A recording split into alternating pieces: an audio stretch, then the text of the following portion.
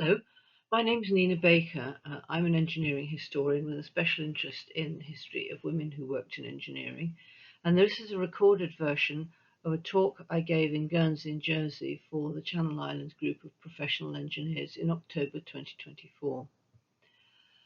I first became interested in the stories of women in engineering about 20 years ago when I was working at the University of Strathclyde, and they were renovating the engineering department and agreed that if I could come up with the name of a Scottish woman who'd worked in engineering, they'd be happy to name a lecture hall after her. So I said, I can do that. And I'm still doing it. I went away, and of course, search engines weren't then what they are now, and certainly online resources were nothing like what they are now. But after a good deal of hunting around, I eventually came up with the name of this woman, Dorothée Pullinger, who I'd never heard of, who apparently, it turned out, had some involvement with building cars with a Scottish company called Arrol Johnson. And this talk is about her and also about her father, and their involvement in the early automobile industry and other engineering enterprises.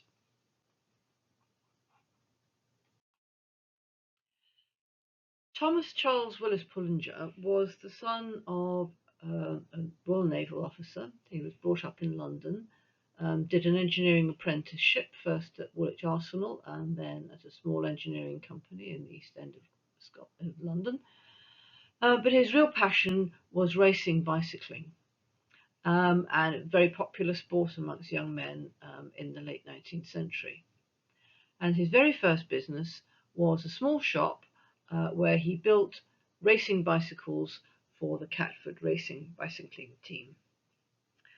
And on the back of that, he was invited by an English company called Humber, who you may think of as a car company, but at this point they were still making bicycles. And they asked him if he would go to France and talk to a French bicycle manufacturer called Gladiator. Now, both Humber and Gladiator later went on to become car manufacturers, and this is a common thread in the story. Anyway, he went over to France. The possible link between Humber and Gladiator fell through, and he was stuck in France with not very much money. And he was able to get a job at a light bulb factory in the north of France at a place called Saint-Nicolas d'Alliémont. And somebody else who was working there was a young Frenchwoman called Aurélie Berenice Sitwell, who was supervising the pump room. They got married, and soon Thomas Pullinger got another job in a drawing office again with a company called Darracq, who had been motor bicycling manufacturers but had moved on to start to make cars. And that was at a place called Suresnes near Paris. And Thomas went backwards and forwards working for Darracq several times until Darracq got fed up and said, no more, go or go. But he does come back into the story later on. Thomas's next job was at Duncan-Superbie, also near Paris, also a bicycle manufacturer. And as with most bicycle manufacturers who ultimately became car manufacturers, they started putting engines on bicycles, then they started making motor bicycles, then they'd put another wheel on a motor bicycle and make a motor tricycle, then they'd put a fourth wheel on, and suddenly you've got something that looks a bit like a very small car with a kind of settee on the back, but it's the beginning of cars. Anyway, Duncan-Superbie had got a license from a German company called Hildebrand and Wolfmüller to make this little light motorcycle. So they sent Thomas off to Munich to go and get a sample and ride it back. Which he did. He brought it back. Apparently it caused an absolute sensation everywhere he went. People lining the roads looking at this amazing new thing. And they designed a very small car called La Petrolette, which was based on this motorcycle. It used hot tube ignition, which was an absolute disaster. A hot tube ignition works by replacing the spark plug that you're used to seeing in the cylinder of an internal combustion engine, and instead of an electric spark starting the explosion of petrol vapor in the cylinder, it's a tube that has been heated by a gas flame from outside, and the vapor goes up into this tube and explodes. And not surprisingly, a good many of these engines exploded. In 1897, Thomas moved again to become designer for this company, Teste Moret, in Lyon, and they had been wire manufacturers.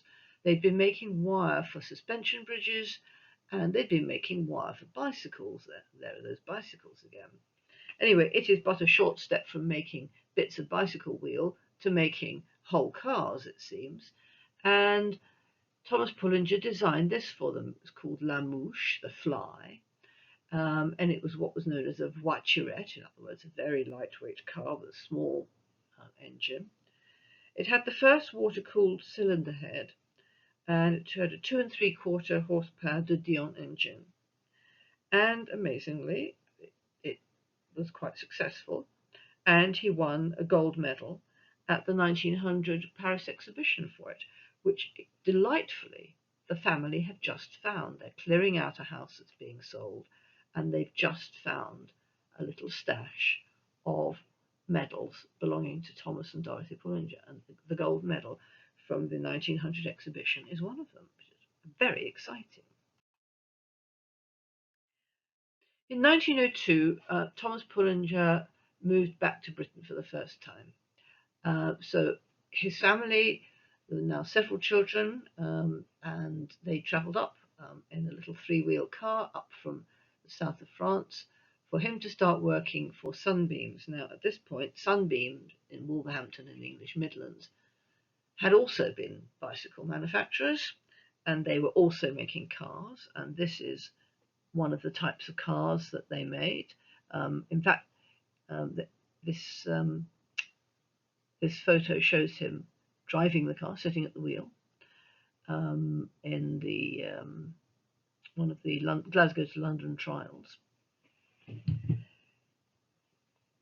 The cars that Sunbeam were building were based on a French car brand called Bellier.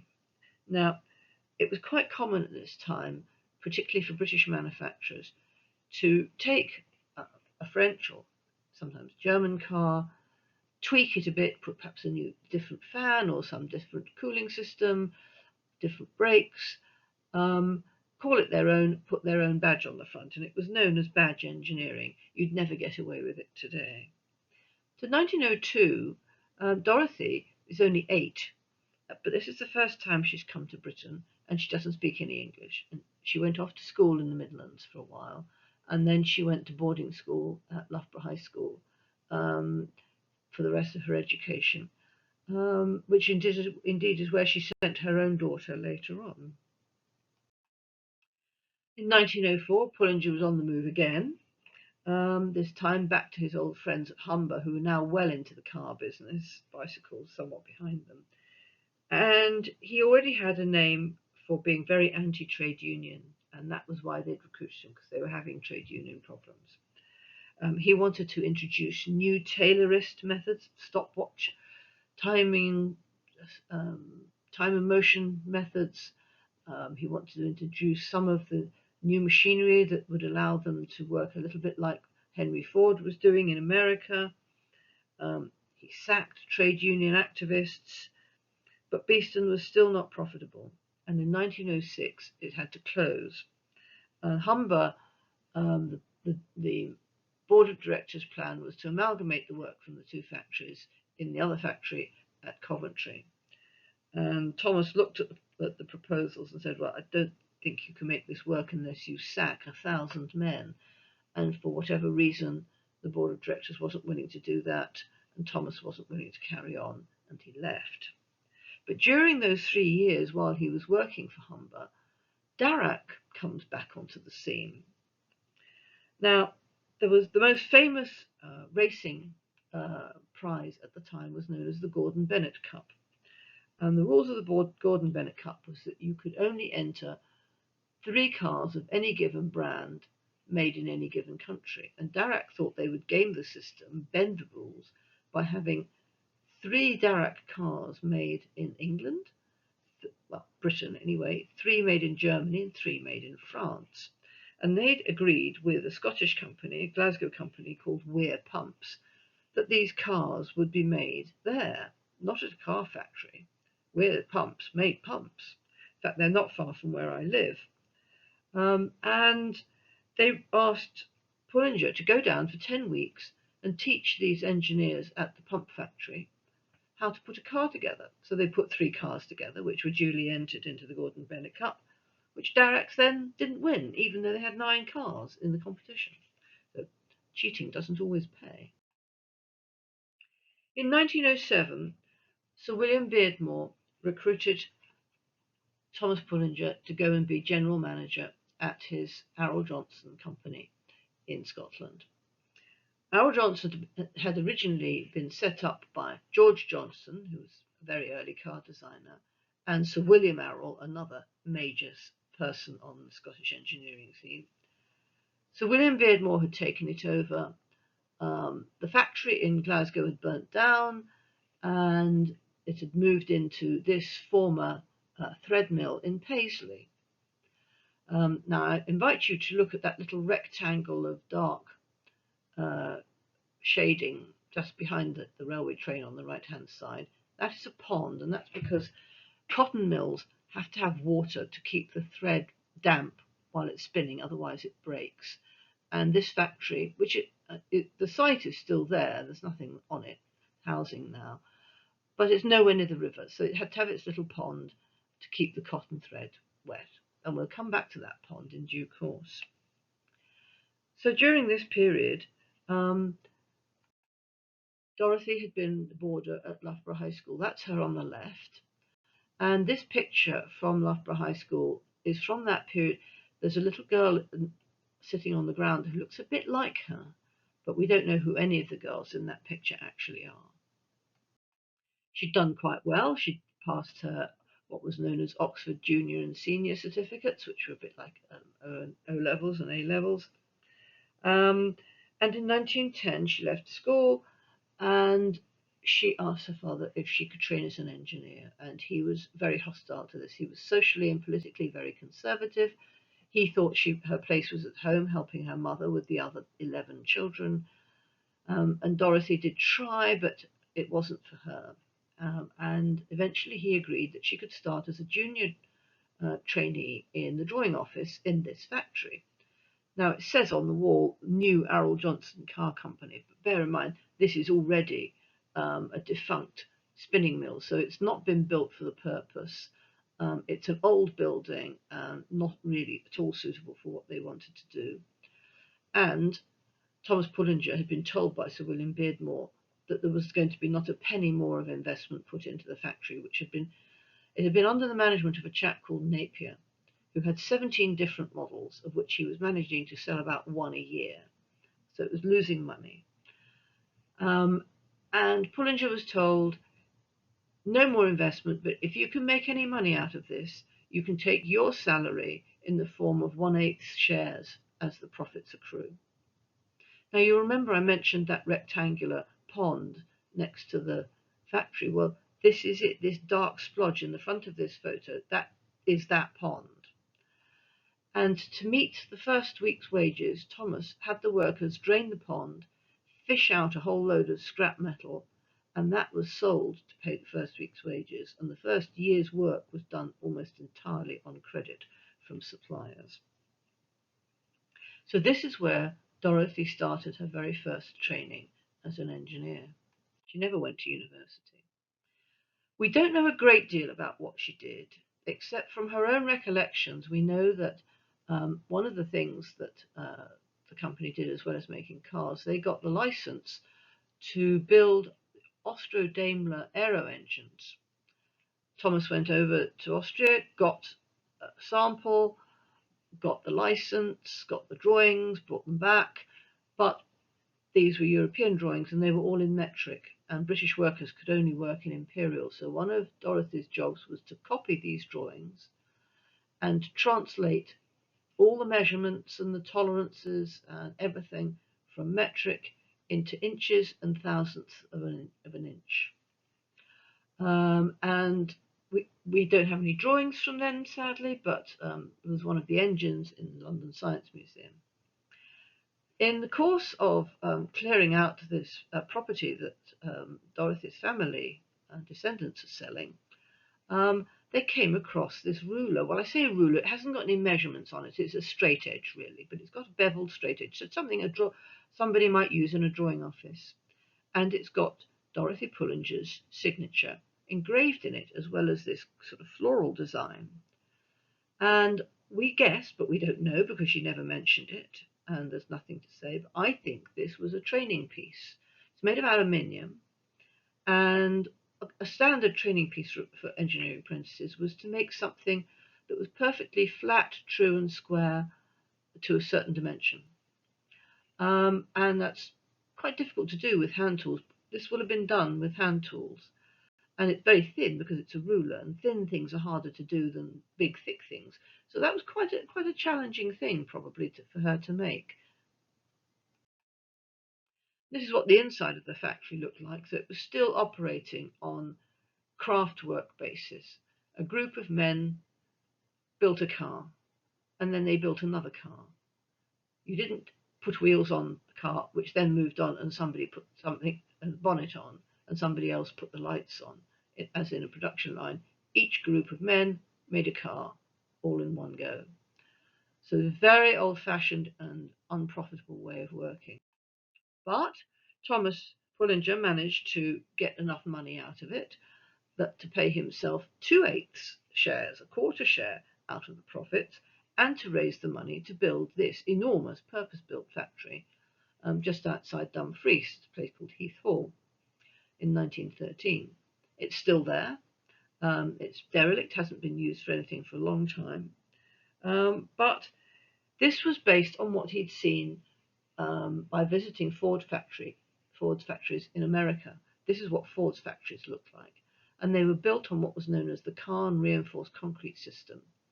And Thomas Pullinger came back with a license to use this system here and employed a local company called Stevenson & Co. of Glasgow to build this factory. And you can see straight through it. It's got enormous windows. It was known as the daylight system because you could use daylight for most of the working day.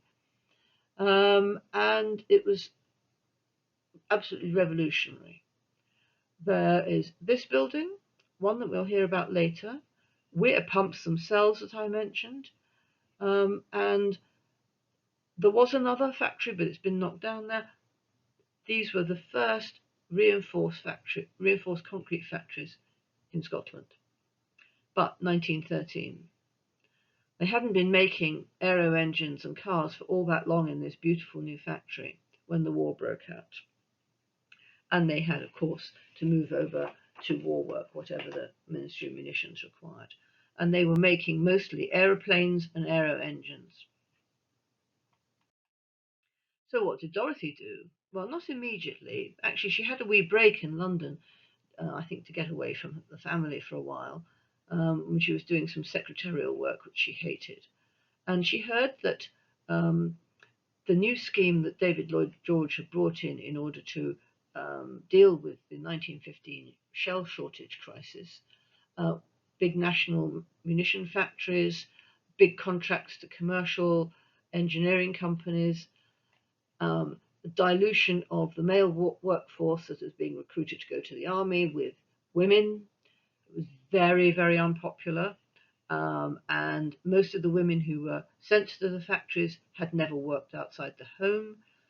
Very few of them had even worked in a shop or in a textile mill. So the women were finding it difficult to adapt, and the men who were remaining to supervise them in the factories were finding it much more difficult. So Lloyd George required every government munition contractor to have a lady superintendent. And Dorothy, at the age of only 21, so she was only just an adult in the eyes of the law, applied to be a lady superintendent and was accepted. And she was sent to Vickers at Barrow-in-Furness, where they had a big plant making shells. And this picture, bottom right, it shows Dorothy in dark clothes with a dark hat, surrounded by some of her welfare workers. And the lady superintendent was responsible for touring the country, going round labour exchanges, recruiting women, arranging for them to travel to Barrow, receiving them, sorting them out, finding them somewhere to live, organising their work clothes because they weren't allowed to work in street clothes because of the risk of explosion, and making sure they washed their hands and didn't eat with dirty hands because of the fear of TNT poisoning when they were filling the shells. And the women they had to help were these women in white. They supervised the changing rooms. But she had a huge staff of administrators to keep records on all these women, to nurses to check up on their health. And she was only 21, but she was uniquely qualified. She was not only bilingual in French and English, and a lot of the workers at Barrow were from Belgium, they're Belgian refugees, but of course she had engineering experience, which probably none of the other lady superintendents had. They were all middle class and upper class women who had perhaps been running health charities and the like. Now, I've put a red arrow on this to draw your attention to what this girl is doing standing at the table. She's holding what looks a bit like a horseshoe in her hand.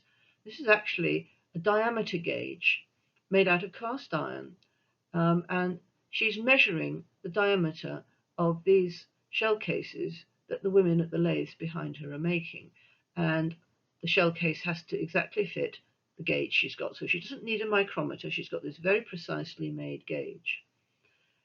Disgracefully, in both this war and the Second World War, there are documented accounts, not at Vickers but elsewhere, of the male workers so bitterly resenting that women were doing what they saw as men's work, of the men sabotaging these gauges so that when the shells were rechecked later on, the women's work would be rejected and they hoped the women would be sacked and not replaced. Absolutely disgraceful. But again, delightfully, in sorting out this house, Dorothy's grandson has found a couple of these, which Dorothy clearly kept from her time at Barrow-in-Furness. One of them's for a shrapnel shell, and the other's for a high explosive shell. With all these thousands of women coming to places like Barrow, a lot of these women, well, they were girls. School leaving age was 14, so some of them were very young, first time away from home, no motherly influence, and there was a lot of concern about their moral welfare. And one of the things that was very popular during the First World War, particularly in the northwest of England, was ladies' football.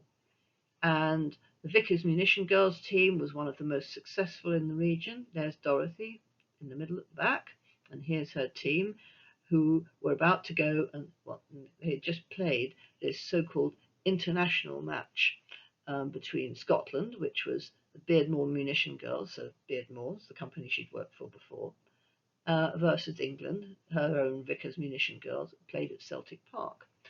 Vickers were far the more experienced team, and I'm afraid they beat the Beardmore girls. Meanwhile, the war work that had been going on had been so profitable that Thomas Pullinger had set up a new subsidiary called Galloway Engineering and raised the money to build another factory, same sort of general design but smaller, out in the countryside near Kirkcudbright, at a place called Tonglund.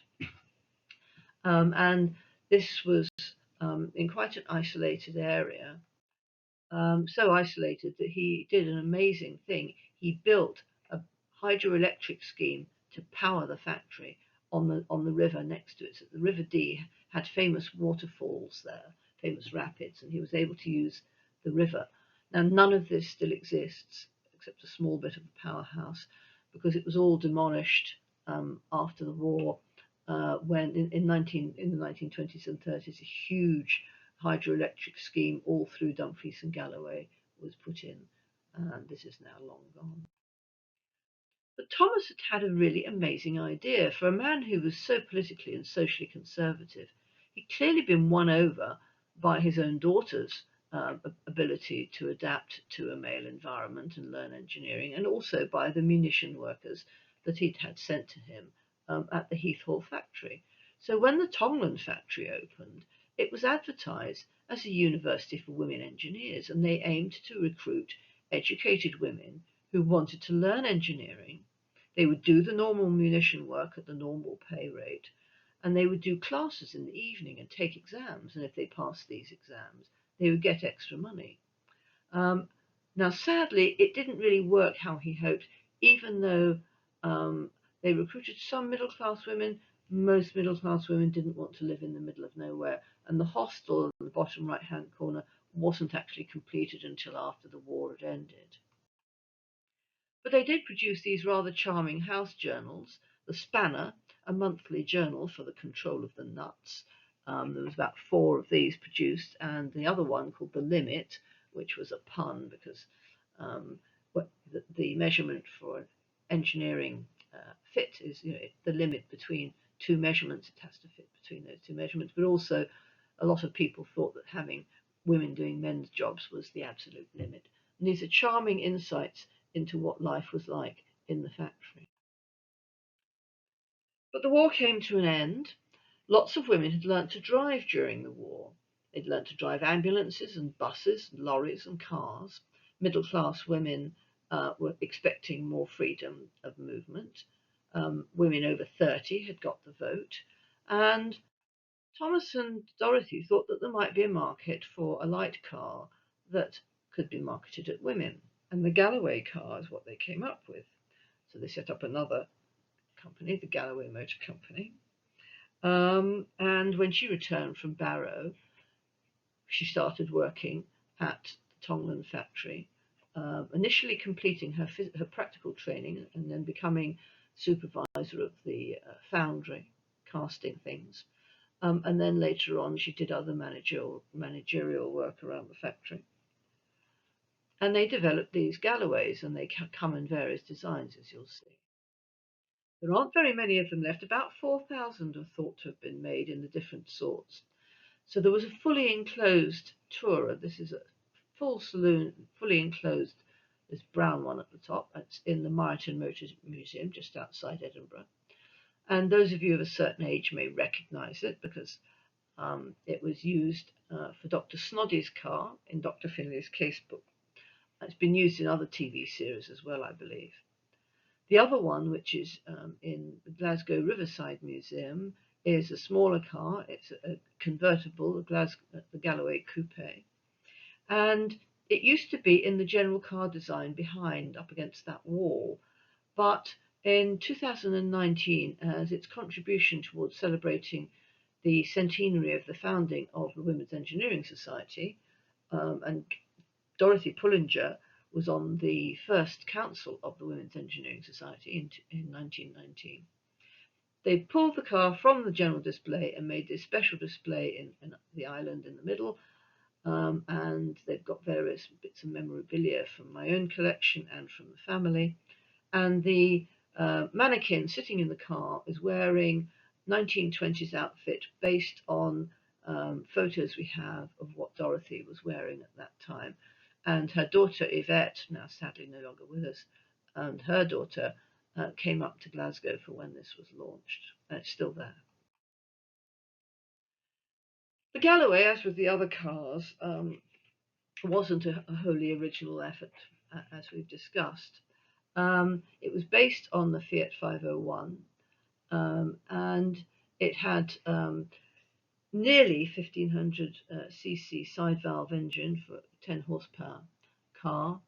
Later on, they sold a slightly more powerful version, and it was reasonably successful.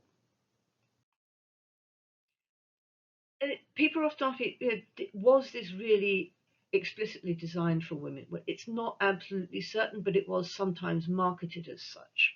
It was sometimes marketed as car made by women for others of their sex, and that was because Tongland had been built during the war.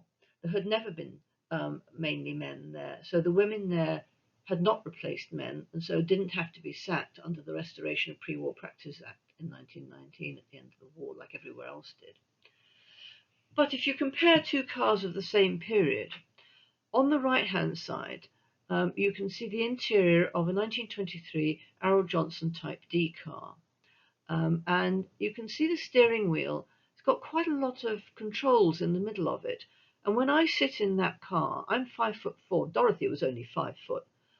I can't really depress the pedals fully, and the line of sight over the dashboard is round about the bridge of my nose, and then there's all that clutter in the middle of the steering wheel. If you now look on the left, this is a 1927 Galloway. There's some controls on the steering wheel, but much less. The steering wheel is actually bigger to make it easier for women. The seating is still not adjustable, but it is slightly higher and slightly closer. Rather less obvious is the rear view mirror, that white rectangle in the top of the middle. These were not standard fittings in cars at this time, and one of the problems that women had then when riding in cars, trying to drive cars built for taller men, was that they couldn't see the four corners, the front and back of the car. And a rear view mirror is a big help with this, but many cars didn't have them. And in fact, driving manuals for women recommended you take your hand mirror from your dressing table to use as a handheld rear view mirror. So some tiny amendments made it easier for women to drive. And it was built by women because they'd been able to hang on to the women after the war. And they were able to market it sometimes as a general market car, but also to women. Some of the advertising showed women driving the car. And here we can see the 1923 motor show in Glasgow's Kelvin Hall. And at the wheel of the car is Dorothée Pullinger, and sitting next to her is one of the top singing stars of the time, a woman called Miss Mona Vivian, who was kind of like the Victoria Beckham of her day.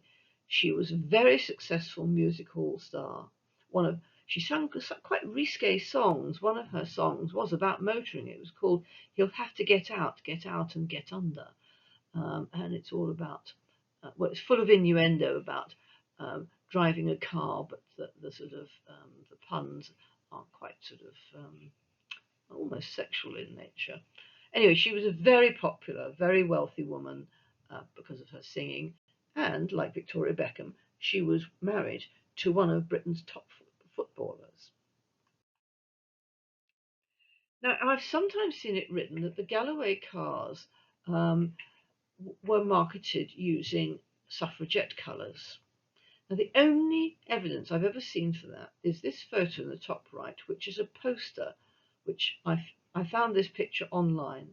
I don't know where it was from, and it is duly in green, white, and violet colours, suffragette colours of green, white, and violet, give women votes.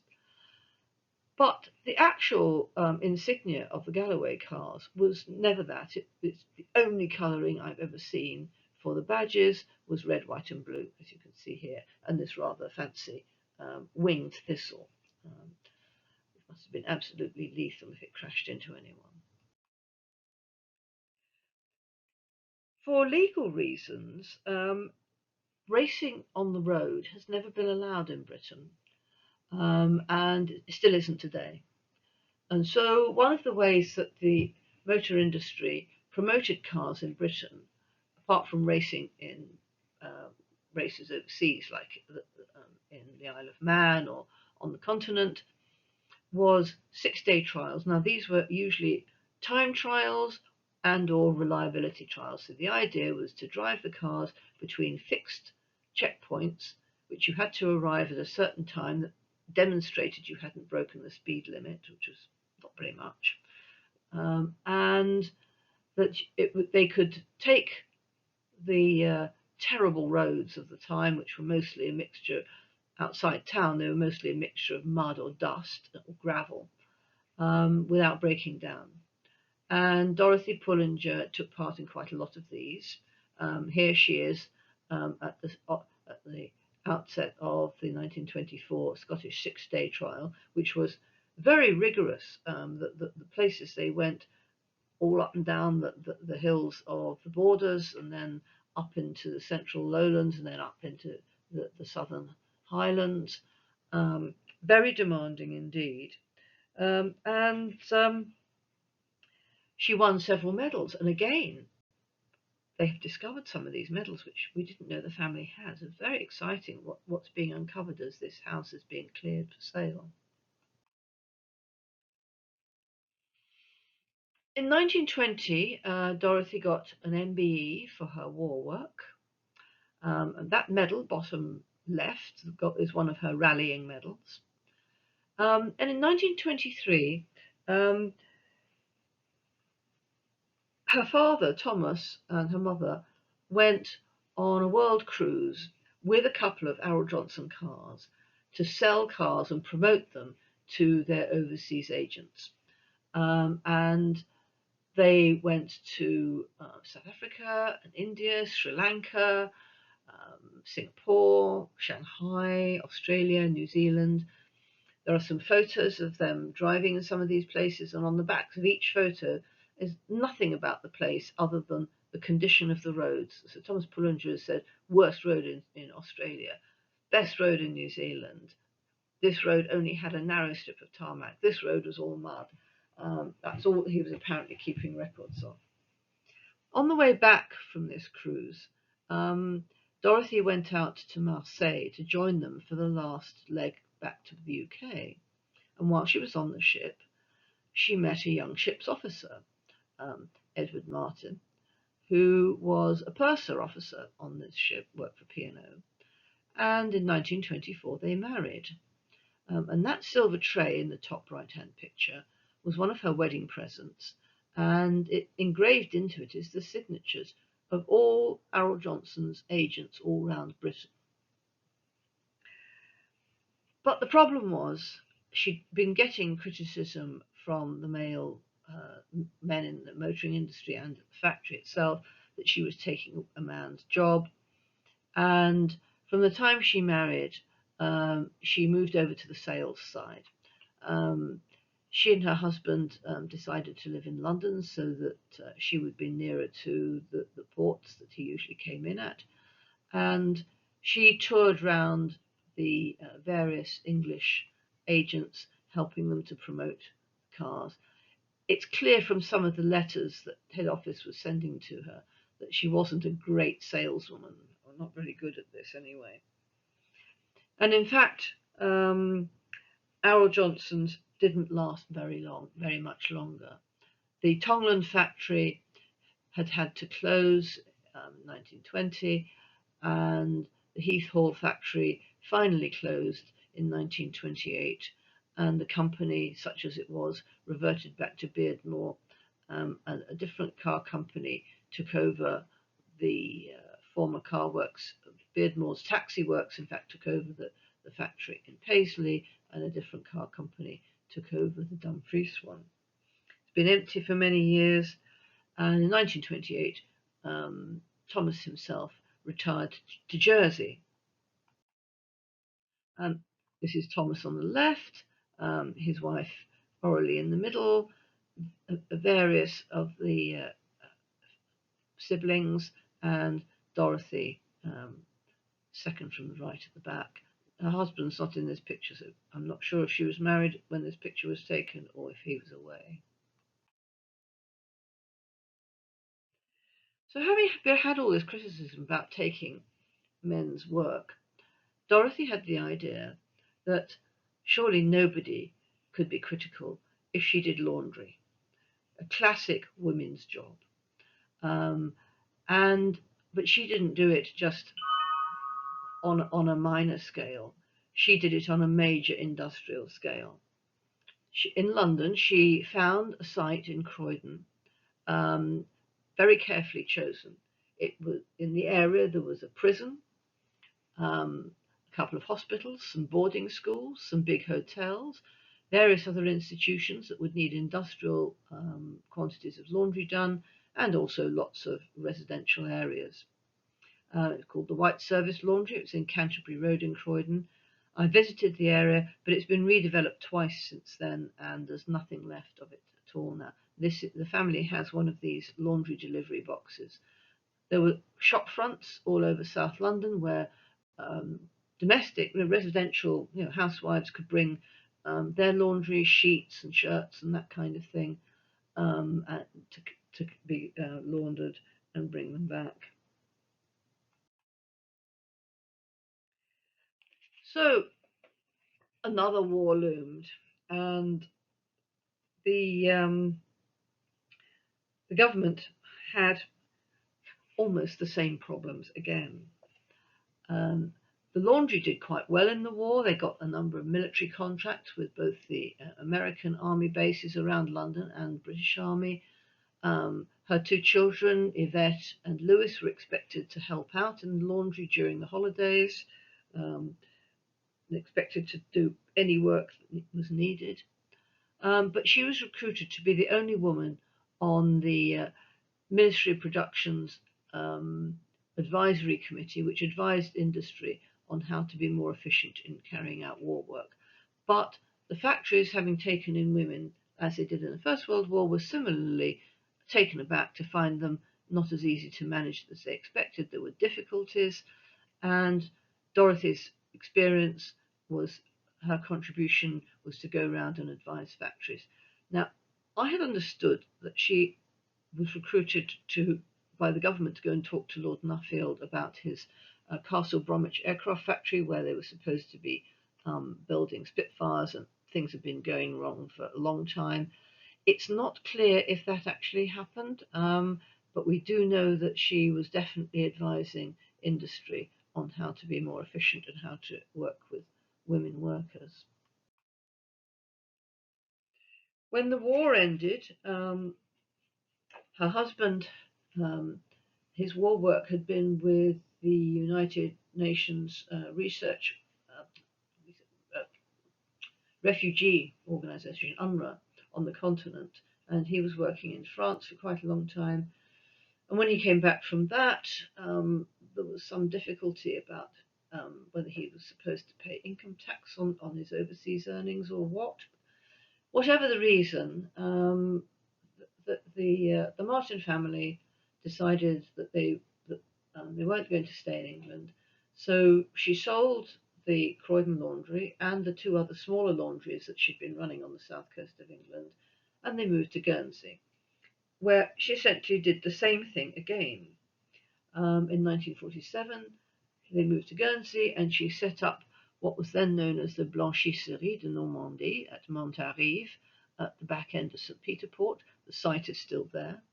Um, she built an industrial steam laundry on a smaller scale than the Croydon one, but she was just perfect timing again.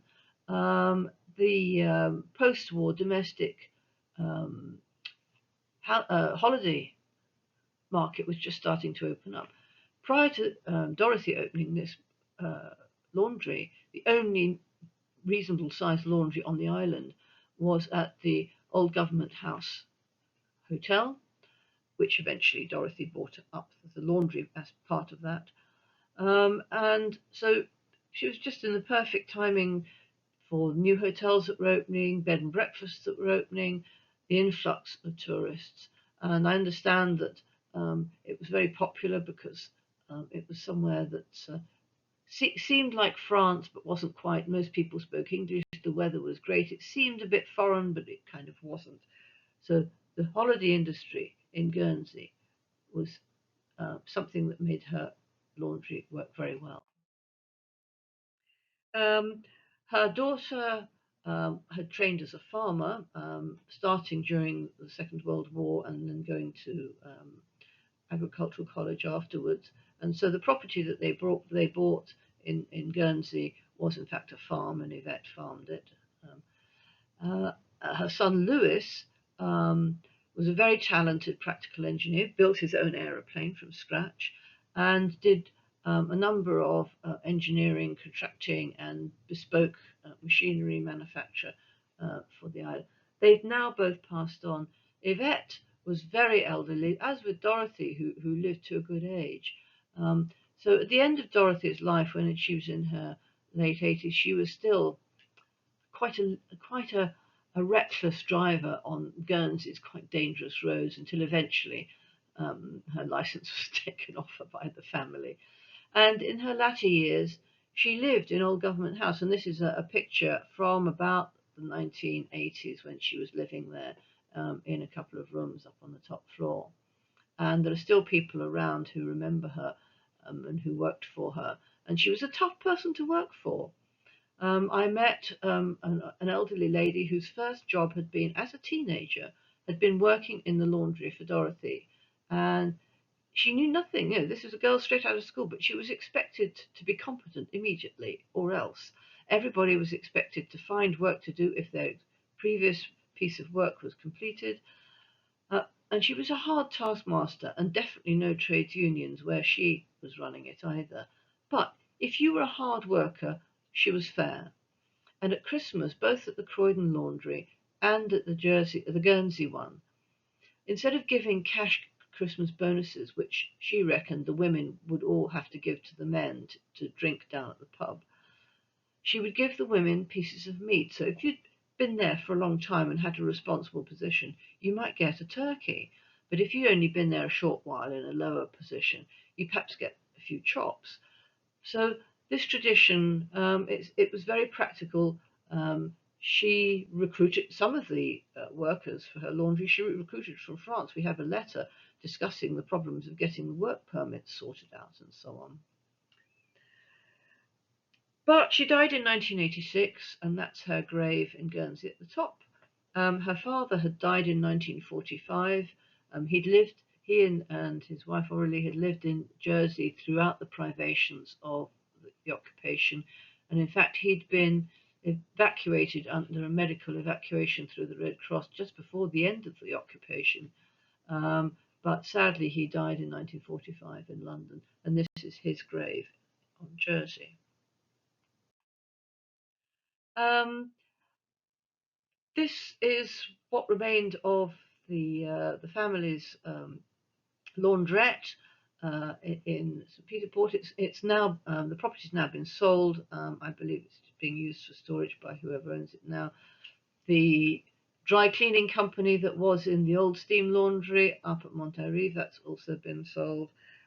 So the laundry legacy in Guernsey, I guess, is gone. But Dorothy's and Thomas's, well, Dorothy's legacy is non-trivial.